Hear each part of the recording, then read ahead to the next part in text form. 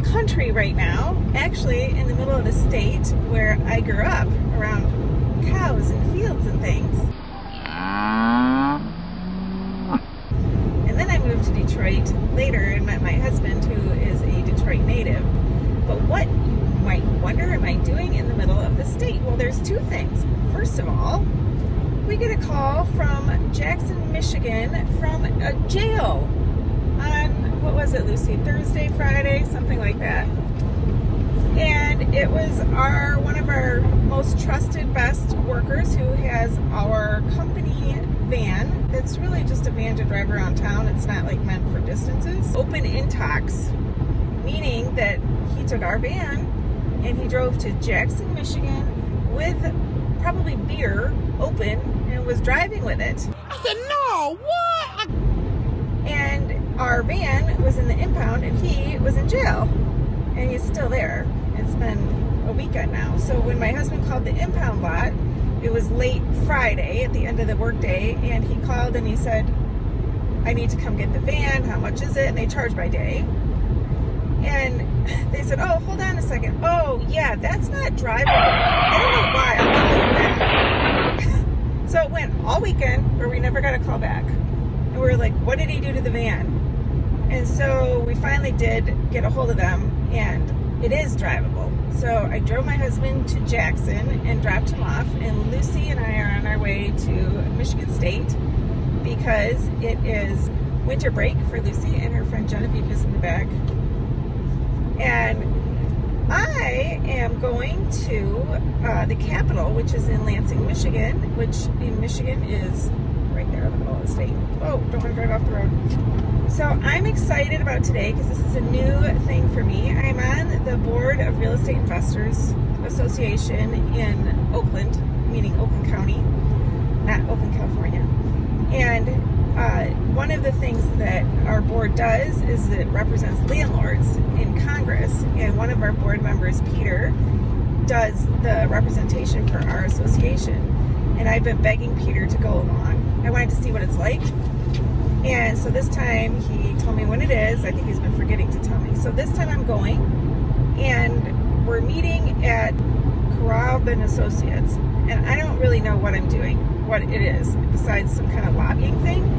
So we meet there, and I think that's when all the real estate associations in Michigan get together and they talk to the lobbyist about what is important to their association. I'm just going to listen. I think that's going to be really interesting. But that's what I'm doing today, and I'm very excited to be a part of that.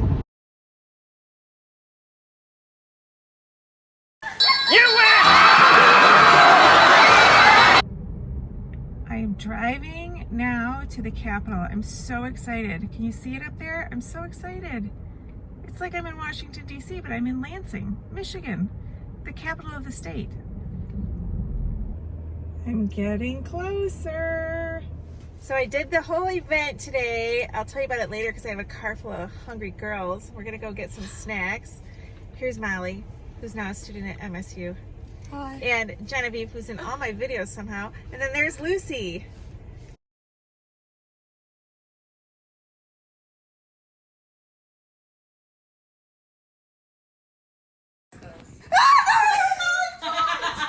I don't like you. Why did you do that? What?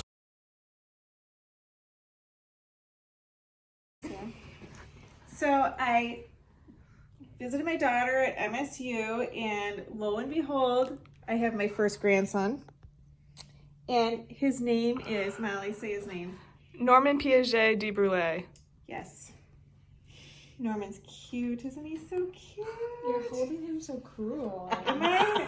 Yes. Let him curl on you. The lighting is so that bad. feeling. Okay, Mel, do you want to introduce your son? Hi, this is Norman. This is my first child. He is male. We decided not to go with a circumcision.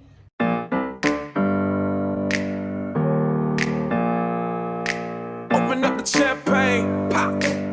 It's my house, come on, turn it up.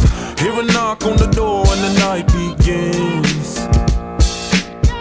Cause we've done this before, so you come on in.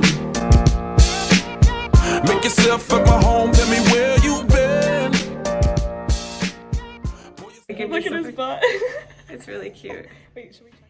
So I want to tell you about what happened today. It was very exciting. I walked into this Carab and Associates and I could see the Capitol kind of diagonal across the street, and there was just this big boardroom table, and there were different people from RIA groups from all over the state of Michigan there, and we talked about the things that were important to us. And then a lobbyist came in and she had a whole list of all the laws that are going on in Michigan right now and that are up before Congress. So that was great. I love to see all that in action, what's going on. And we focused on 3 laws. One is what's going on with emotional support animals, and that's a real problem for landlords, and so it's how to regulate it. I want you to know that your landlord isn't allowed to tell you what kind of dog you should get, what size dog you should get, any of that kind of stuff that would normally go with like your pet policy for the home that you live in. If you're renting, your landlord isn't allowed to tell you any of that for an ESA. And then the other one was about whether or not you should have to have a lawyer when you own the house yourself, but you own it under an LLC. And our argument is that you should not need a lawyer. It's such basic law that it shouldn't be a regulation that's on us, but apparently most of these legislators are lawyers, and that's how they get in Congress. And then the third one that we talked about was short-term rentals and how those are getting regulated. What's your biggest concern by having an Airbnb here? There's vulgar language, there's partying outside, drinking, smoking. And what happened was that then they had a dinner. The lobbyist, I think, is how this happened. She put on, or her group or whatever, put on this dinner, and it was like this buffet thing, and she was strategic who she invited to it. And different Congress people came in, and she said, okay, so, go to each one and sit down and talk to them and tell them what is important to you and to your constituents. And so that was great. They came in and they got some food and we sat down with them, and I might have gone too far. I think I got a little overly heated at one point and probably said something I shouldn't. Since this is Confessions of a Landlord, I'll tell you what I said.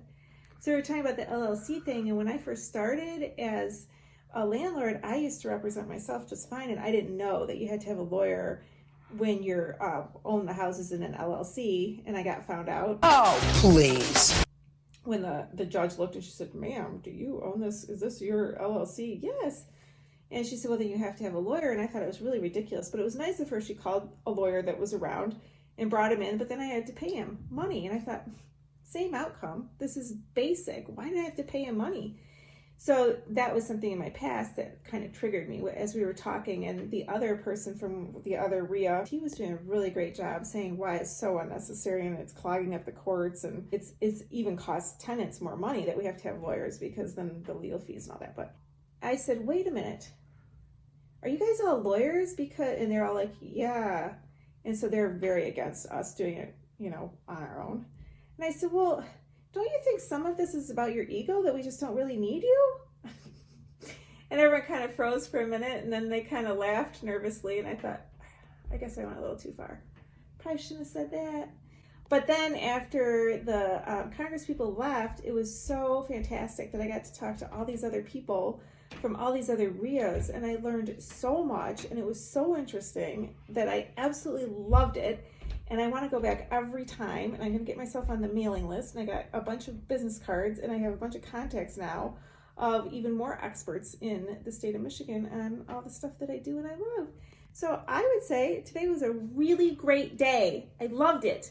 And I even got to go see my daughter at MSU and meet my new grandson, Norman. I mean, what a great day. I got my 3 kids and we bounced out.